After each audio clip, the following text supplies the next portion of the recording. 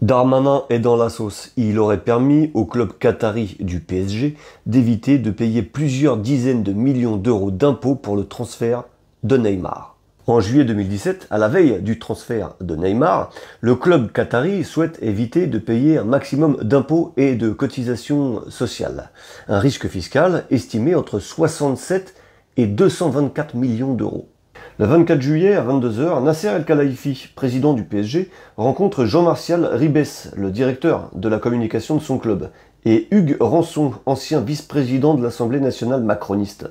À 23 h 44, l'ancien vice-président de l'Assemblée nationale envoie un SMS à Darmanin pour lui demander son aide.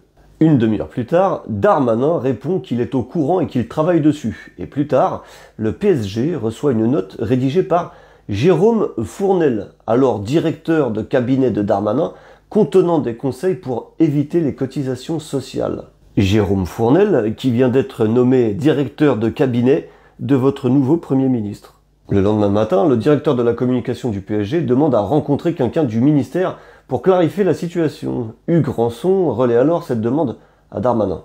Darmanin confirme qu'il y a un échange en cours avec son directeur de cabinet. Dans la soirée, le responsable de la communication du club met la pression en demandant des nouvelles à Darmanin.